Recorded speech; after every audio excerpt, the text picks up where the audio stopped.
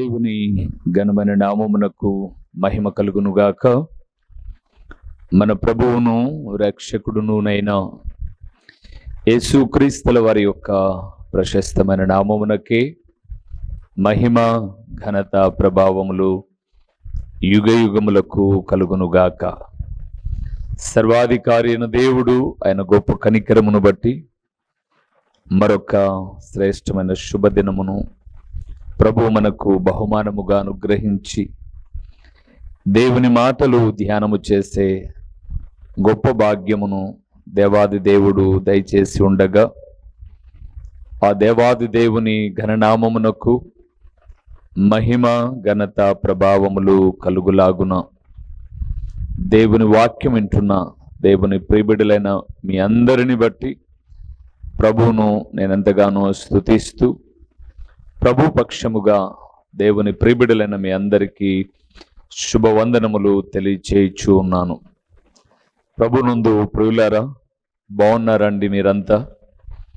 మీ అందరి ఆత్మీయ క్షేమము నిమిత్తమై ఒక దైవజనునిగా మానక ప్రార్థిస్తూ ఉన్నాము. మేము మాకివ్వబడిన కుటుంబము, దేవుడు మాకు బాధ్యతగా ఇచ్చిన దేవుని ప్రియ సంఘము, మేమందరము కలిసి మీ అందరి కొరకు ప్రార్థిస్తూ ఉన్నాం. మీరు కూడా మా కొరకు ప్రార్థిస్తూ ఉన్నారు అని మేము విశ్వసిస్తూ ఉన్నాం. మీ ప్రార్థనతో పాటుగా ఈ భారభరితమైన పరిచర్యలో మీరు ఏమి చేయగలరో అది చేసి పరిచర్య ముందుకు వెళ్ళడానికి సహకారం అందించండి. దినదినము ఎన్నో మాటలు మనం వింటూ ఉన్నాం. బైబిల్ గ్రంథం సెలవిస్తుంది, కేవలము మీరు వినువారు మాత్రమై ఉండి మిమ్ములను మీరు మోసపుచ్చుకొనుకోకుండా వాక్య ప్రకారము ప్రవర్తించువారునై ఉండుడి అని లేఖనము సెలవిస్తూ ఉంది. దేవుని ప్రియబిడ్డలారా, ఈ దినకాలమున దేవుడు మనతో మాట్లాడుతున్న శ్రేష్టమైన మాట ఏమిటి అనగా, దేవుని యొద్ద మనకు ఏమి దొరుకుతుంది? దేవుని యొద్ద మనకు ఏమి దొరుకుతుంది?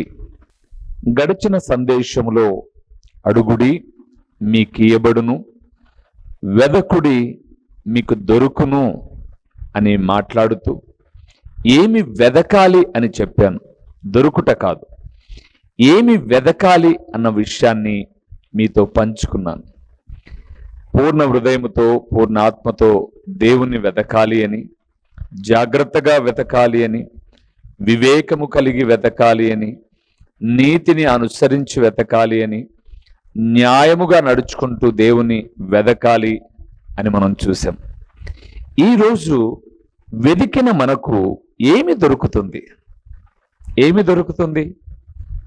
ఎక్కడైనా వెతికితే దొరకకపోతే బాధ కదండి. ఇంట్లో కొన్ని వస్తువులు మనం కొన్ని చోట్ల పెట్టేస్తాం, మరిచిపోతాం. ఆ టెన్షన్లో వెతికేటప్పుడు దొరకకపోతే గట్టిగా కేకలేస్తాం ఇంటిలో వాళ్ళ మీద. ఇక్కడ పెట్టాను, ఏమైంది అని కేకేస్తాం. దొరకకపోతే టెన్షన్ కదండి. అఫ్ కోర్స్, ఎవరికైనా, మీకైనా, నాకైనా. సరే, దేవుని దగ్గర ఏమి దొరుకుతుంది? ఏమి ఎలాగ వెతకాలో దేవుని తెలుసుకున్నాం. ఏమి దొరుకుతుందో కూడా మనం తెలుసుకోవాల్సిన వారుగా ఉన్నాం. రండి మూల వాక్య భాగంలోనికి వెళ్దాం. యోహాను సువార్త 16వ అధ్యాయము 24వ వచనాన్ని అద్భుతకరమైన మాటగా మనం చూద్దాం. ఇది వరకు మీరేమియో నా పేరట అడగలేదు, మీ సంతోషము, ఆ మాట చూసారా, మీ సంతోషము పరిపూర్ణమగునట్లు అడుగుడి మీకు దొరకును. ప్రభు అంటున్నాడు చాలా చక్కటి మాట. ఇది వరకు మీరేమియో నా పేరట అడగల. అయితే ఇప్పుడు నేను చెప్తున్నాను, మీ సంతోషము పరిపూర్ణం కావడానికి అడగండి, మీకు దొరుకుతుంది అన్నాడు. ఈ మాట చెప్పిన వ్యక్తి ప్రభు అయిన యేసుక్రీస్తు. ఆయన అంటున్నాడు, మీరు ఏదైనా అడిగేటప్పుడు ఎవరి పేరట అడగాలి? యేసు నామములో అడగాలి. అవును ప్రియులారా, మీరు ప్రార్థన చేయనప్పుడు తండ్రి అయిన దేవుణ్ణి ప్రభు అయిన యేసుక్రీస్తు పేరట అడగాలి. అందుకే ప్రార్థన అనే విషయంలో కొన్ని విషయాలు చెప్పాను.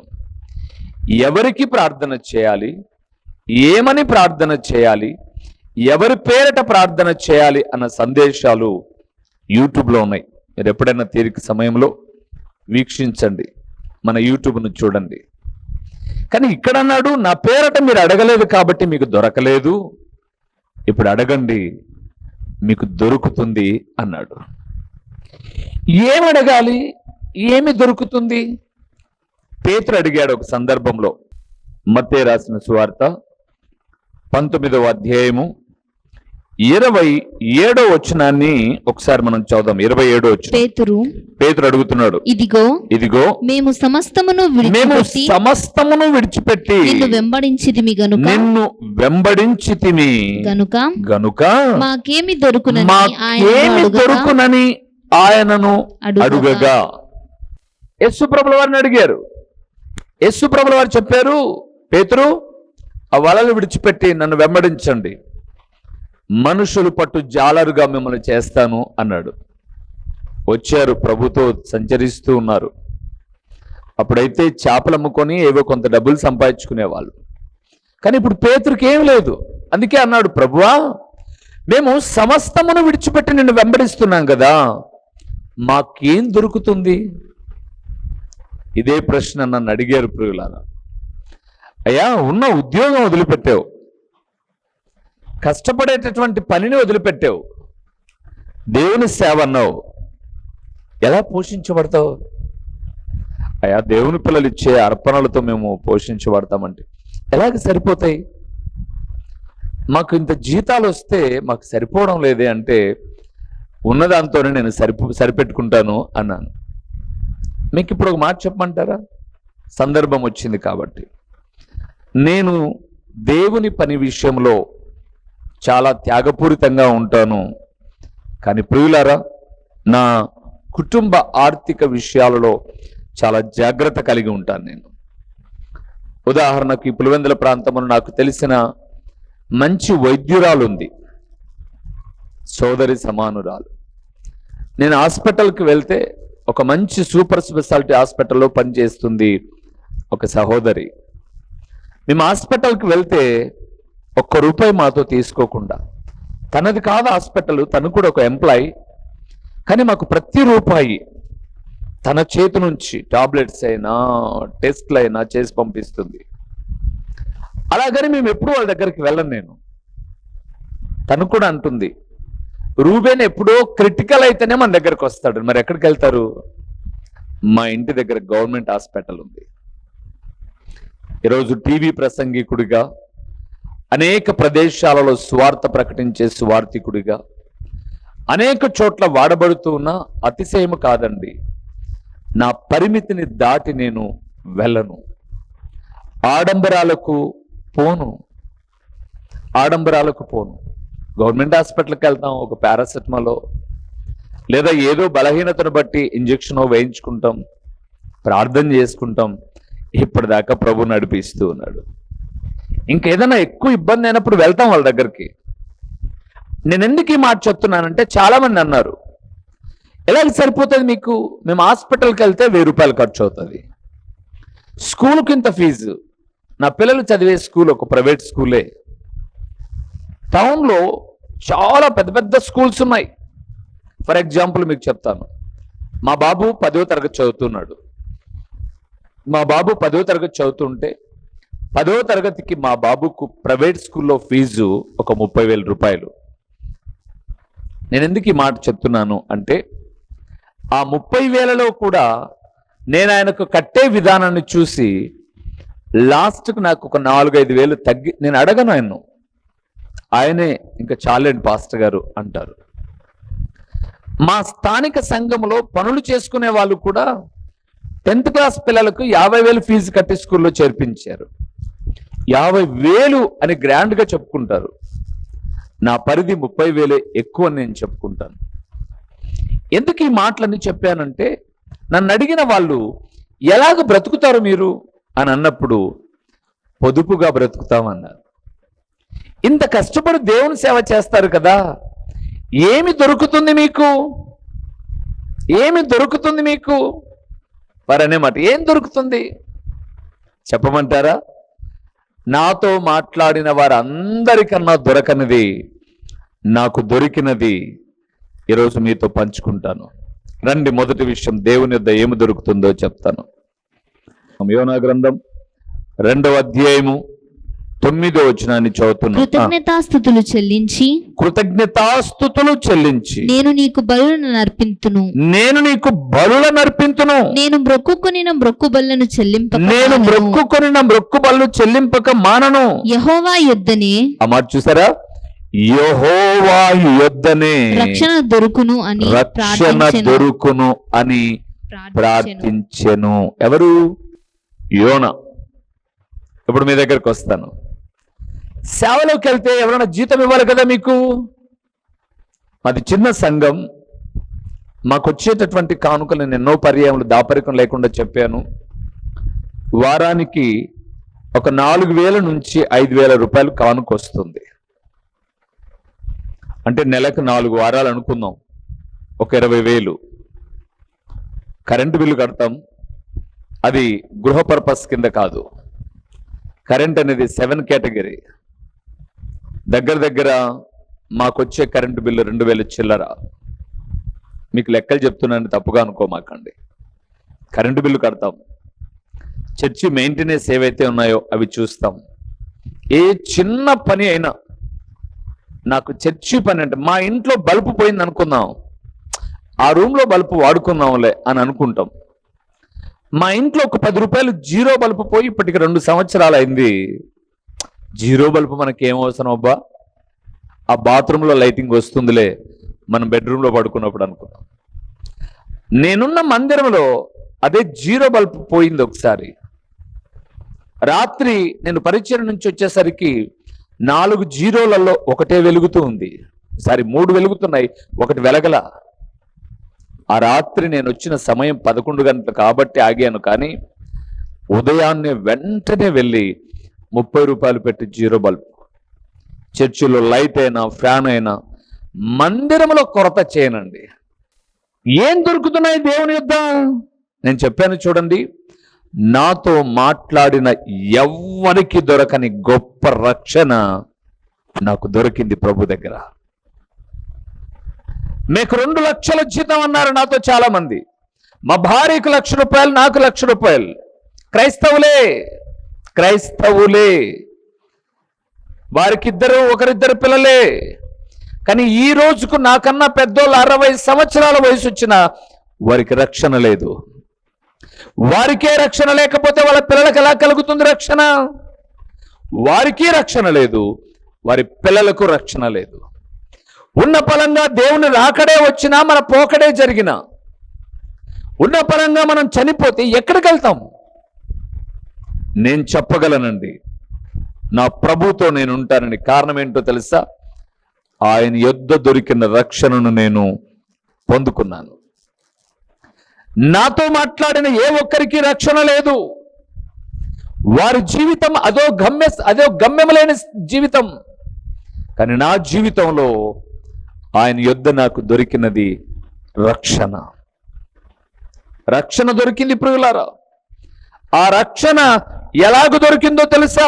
ఎఫెసీయులకు రాసిన పత్రిక 2వ అధ్యాయము 7వ వచనాన్ని చూస్తే, క్రీస్తు యేసునందు మనలను ఆయనతో కూడా లేపి పరలోకమందు ఆయనతో కూడా కూర్చుండబెట్టెను.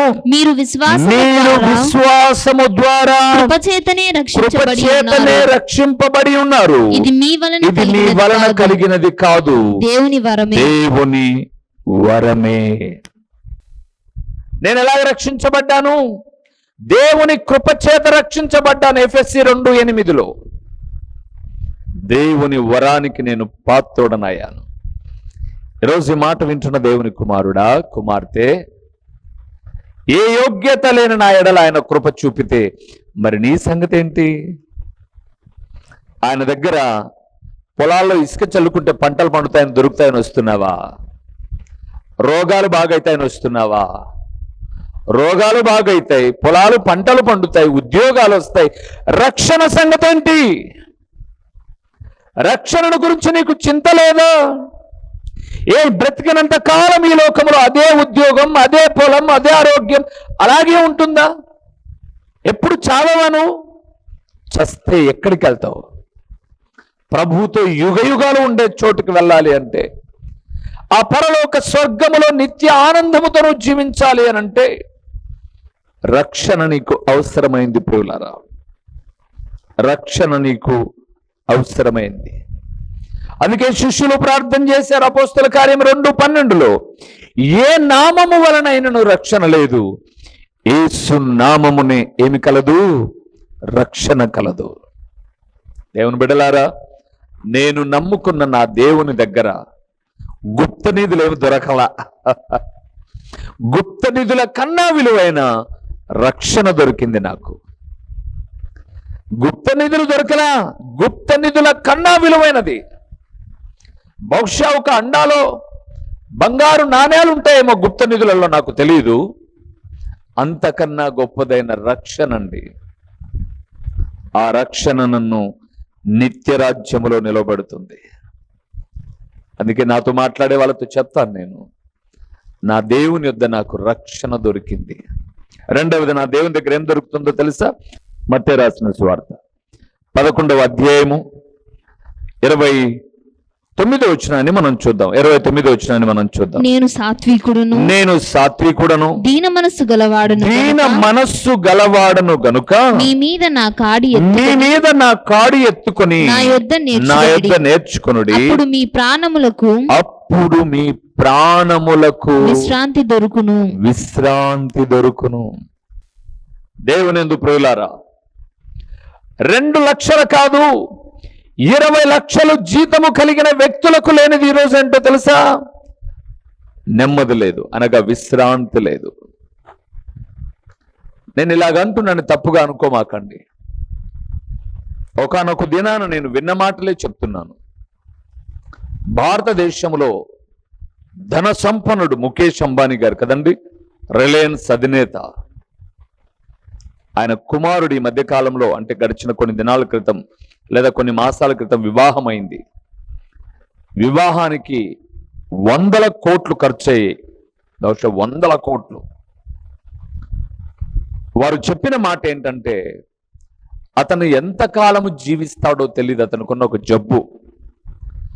ప్రపంచం అంతా తిరిగారు, ఆ జబ్బును నయము చేసే వైద్యమే లేదు. ఎంతున్నాడండి ఆయన కుమారుడు? నాకు తెలిసి ఒక 150 కేజీలు ఉండడు. అతను శరీరం ఎంత పెరిగిపోయింది శరీరం. అతని తల్లిదండ్రులకు ఏమి లేదు, నెమ్మది లేదు. ఎన్ని కోట్లండి ప్రతిరోజు ఆయన సంపాదన, కోట్లలో. ఒకరోజు నేను వాక్యం చెప్పాను, ఆయన ఇల్లు 15,000 కోట్లంట. ఆ ఇంట్లో 600 మంది పని వాళ్ళట, ఉండేది 3 ఆ 3 పని చేయడానికి 600 మంది పని వాళ్ళు. అమ్మ, నాన్న, కొడుకు, ఇప్పుడు కోడలు యాడైంది. ఏమి లేదు, నెమ్మది లేదండి. కానీ దేవుని బిడలారా, నేను నమ్ముకున్న నా దేవుని పాద సన్నిధికి రాగానే ఆయన నా ప్రాణమునకు నెమ్మదినిచ్చాడండి. అందుకే కీర్తనలు ఒకసారి చూద్దామా? 94వ కీర్తన, చాలా చక్కటి మాట. కీర్తనలు 94వ కీర్తన 19వ వచనాన్ని ఒకసారి మనం చూద్దామా? 94:19 వచనం.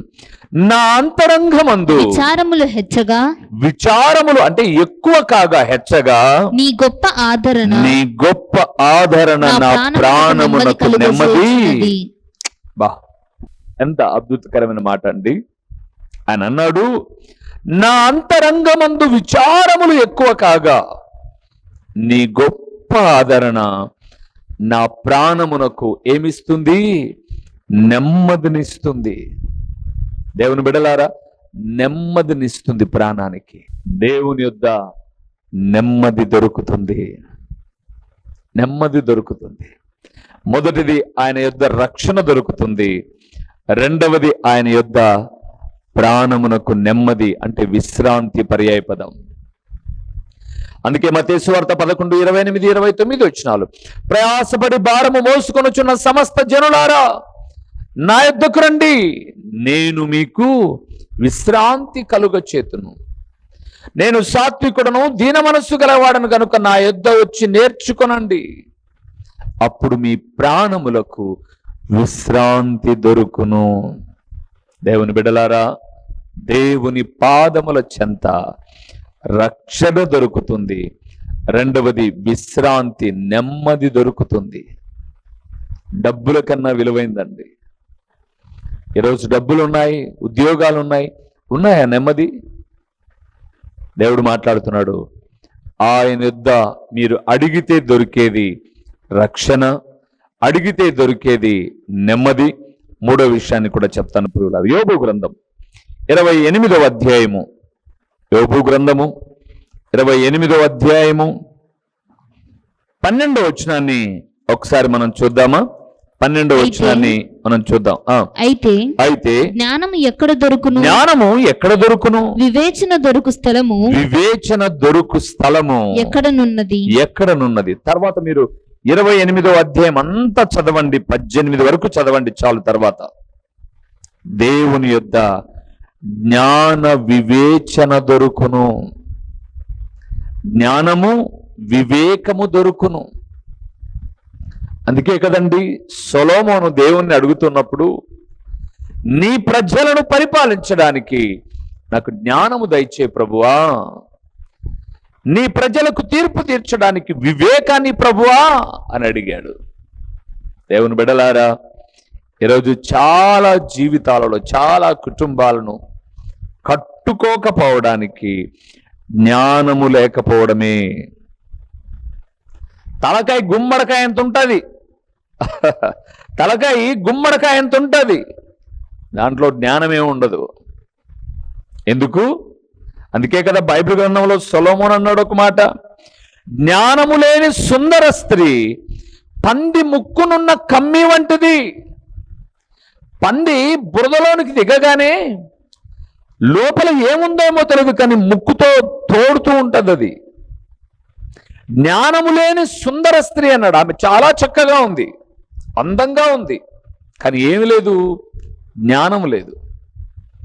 పంది ముక్కునున్న కమ్మిని అంటే ఈ బంగారు కమ్మిని గుర్తించలేక పంది బురదలో దూర్చేసినట్టుగా జ్ఞానము లేకపోతే తన కుటుంబాన్ని పాడు చేసుకుంటుంది. జ్ఞాని అన్నాడు, జ్ఞానముతో ఇల్లు కట్టుకుంటారు, కానీ జ్ఞానం లేకపోతే ఇల్లు పీకి పందిరేస్తారు.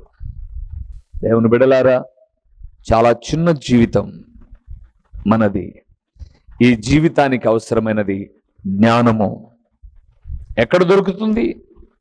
మీరు యాకోబు రాసిన పత్రిక 1:5లోనికి వెళ్తే, మీలో ఎవరికైనాను జ్ఞానము కొదువుగా ఉన్న ఎడల అతడు తండ్రిని అడగవలెనట, దేవుణ్ణి అడగాలట, ఆయన ఎవరినీ గద్దింపక ధారాళముగా దయచేవాడు అని రాయబడింది.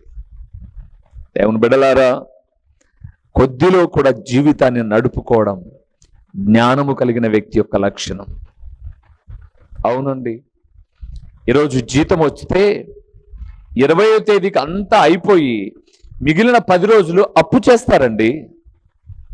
నాతో కొంతమంది చెప్పారు, అన్నా నెలాఖరు వచ్చేసరికి మేము తప్పనిసరిగా అప్పు చేసి ఫస్ట్ వీక్లో జీతం రాగానే వాళ్ళకి ఇచ్చేయాలన్నా. మీరు ఎట్లా బ్రతుకుతున్నారన్నా? ఎక్కడ అప్పు చేయరే మీరు? ఎలా బ్రతుకుతున్నారు మీరు? దేవుని బిడ్డలారా, అప్పు చేసి పప్పు కొడు తినే రకం కాదండి మేము. ఉన్నది కలోగెంచో, ఉన్నదానితోనే లేని వాళ్ళను చూస్తాం, ఉన్న వాళ్ళను చూసి ఆడంబరాలకు వెళ్ళం మేము. మా పరిధి ఎంతో తెలుసుకోవడానికి దేవుడు జ్ఞానం ఇచ్చాడు ప్రియులారా. మా ఇంటి ముందు ఎన్నో కొంటూ ఉంటారు చాలా మంది, మేమున్న వీధిలో. వాళ్ళు కొన్నారని మేము వెళ్ళి కొనం. ఇంట్లో ఒక వస్తువు ఉండగా మరలా ఒక వస్తువు తెచ్చి కొని అటో మీద పెట్టం. ఉంది కదా, చాలు. ఎంతలో ఉండాలో అంతలో ఉంటే సమస్య లేదు. అంతలో ఉండాలి అంటే జ్ఞానం కావాలి. తలలో ఉంచుదామా? కళ్ళు మూసి ప్రార్థన చేస్తూ, దేవా నేను నీ యొద్దకు ఏమి దొరుకుతాయో, యేసు ప్రభుల వారిని నమ్ముకుంటే లోకంలో చెప్పినట్టు కోర్టు కేసులు పోతాయి, సూటు కేసులతో డబ్బులు వస్తాయి అనుకున్నాను. అవి కాదు ప్రభువా, నాకు దొరకాల్సింది రక్షణ, నెమ్మది, జ్ఞానము, అంత మాత్రము కాకుండా జీవజలములు. ఇవి చాలయ్యా, దీనితో నేను అన్నిటినీ సమకూర్చుకోగలను అని ప్రభు ఎదుట ప్రార్థన చేద్దాం. నమ్మదగిన దేవుడు మన ప్రార్థన ఆలకించి మేలు చేస్తాడు. ప్రార్థన చేసుకుందాం.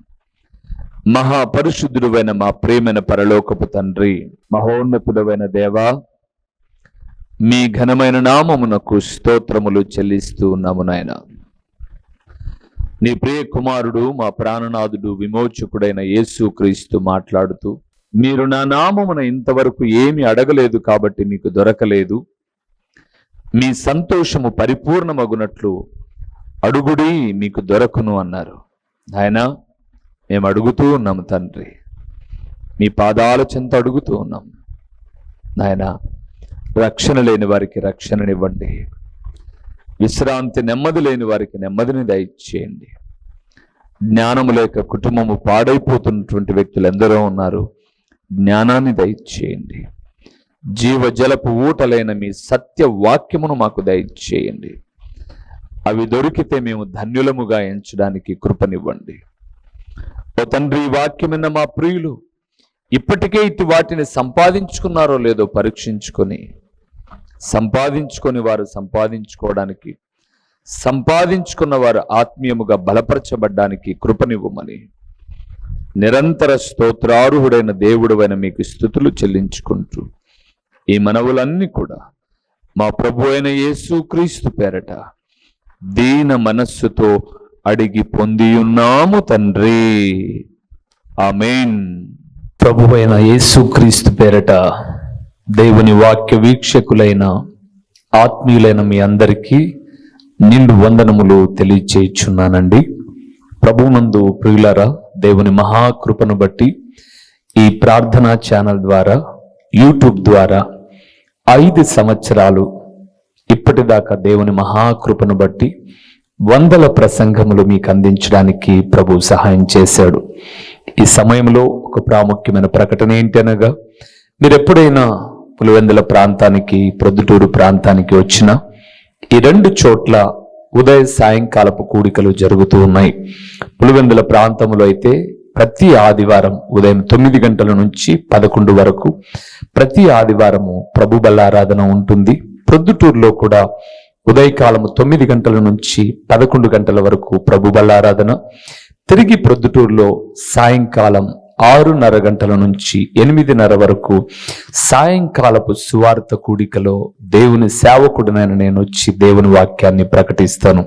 మీరు ఒకవేళ ఈ ప్రాంతానికి ఎప్పుడైనా వచ్చినా, లేదా మీరు ఈ ప్రొద్దుటూరు పులివెందుల ప్రాంత వాసులైతే దేవుని వాక్యము మాత్రమే ప్రకటిస్తున్న అమూల్యమైన సందేశాలను వినుట కొరకు మిమ్మల్ని ప్రేమతో ఆహ్వానిస్తున్నాను. ఎందుకు మీరు ప్రొద్దుటూరు పరిసర ప్రాంతాలలో ఉన్నవారైతే సాయంకాలపు సువార్త కూడికకు సూపర్ బజార్ రోడ్డులో ఉన్నటువంటి క్రీస్తు ప్రార్థనా గృహానికి మీరు రాకూడదు. మిమ్మల్ని ప్రేమతో ఆహ్వానిస్తూ ఉన్నాను. రండి ప్రియులారా, మీరు నేను కలిసి దేవుని నామాన్ని కనపరుద్దాం. ఒకవేళ పులివెందుల ప్రాంతంలో ఉన్నట్లయితే ఇక్కడికి రండి, ఆ ప్రొద్దుటూరు ప్రాంతంలో ఉన్నైతే అక్కడికి రండి. లేదా మీరు ఈ రెండిటికి మేము దూరంగా ఉన్నాము అనంటే ప్రతిరోజు యూట్యూబ్లో ఒక సందేశం ఉంటుంది, వీక్షించండి, ఆత్మీయమైన మేలులు పొందండి. ప్రభు పేరట మీ అందరికీ నిండు శుభాభివందనములు. మా చిరునామా దైవజనుడు బ్రదర్ ఓ రూబేన్ గారు, క్రీస్తు ప్రార్థనా మందిరం, డోర్ నెంబర్ 1-10-386, నగరిగుట్ట, పులివెందుల, కడప జిల్లా. మీ ప్రార్థనా అవసరాల కొరకై సెల్ నంబర్ 9989067409.